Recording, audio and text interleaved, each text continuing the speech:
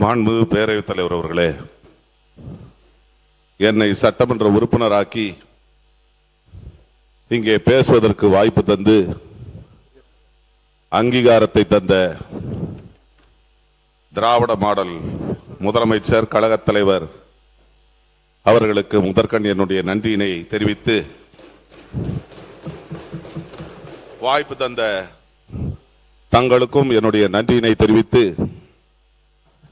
இன்று ஒரு முக்கியமான பிரச்சனை கர்நாடக மாநிலத்தில் உள்ள சாம்ராஜநகர் மாவட்டத்தில் ஹன்னூர் தாலுகாவில் மரியமங்கலா வனப்பகுதியில் 3 தமிழர்கள் கால்நடைகளை தேடி சென்றபோது அநியாயமாக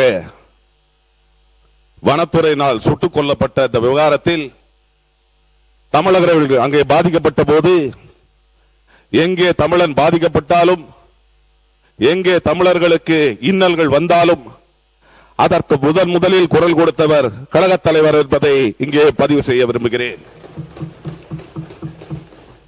வனத்துறையினால் எந்த ஒரு காரணமும் இல்லாமல் அப்பாவி விவசாயிகளான அவர்களை சுட்டுக் கொன்றது மனித உரிமை மீறல். இது ஒரு ஃபேக் என்கவுண்டர் என்று கூட அழைக்கலாம்.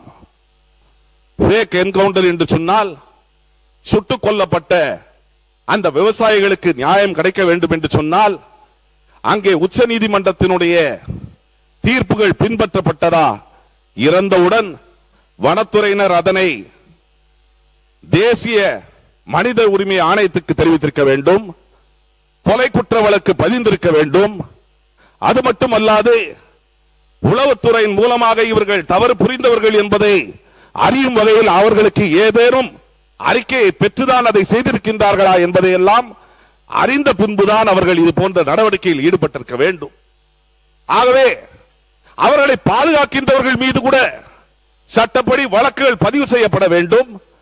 தமிழர்களுக்கு நியாயம் கிடைக்க வேண்டும் என்று சொன்னால் அவர்களுக்கு, அந்த பாதிக்கப்பட்ட குடும்பத்தினருக்கு வேலை வாய்ப்பு கொடுக்கப்பட வேண்டும். கொலை வழக்கு பதிவு செய்யப்பட வேண்டும். அவர்களுக்கு போதுமான காம்பன்சேஷன் கொடுக்கப்பட வேண்டும். இது தவிர இதில் ஈடுபட்ட அந்த காவல்துறையினர் மீது ஃபேக் என்கவுண்டருக்கு நீதி விசாரணை நடைபெற வேண்டும்.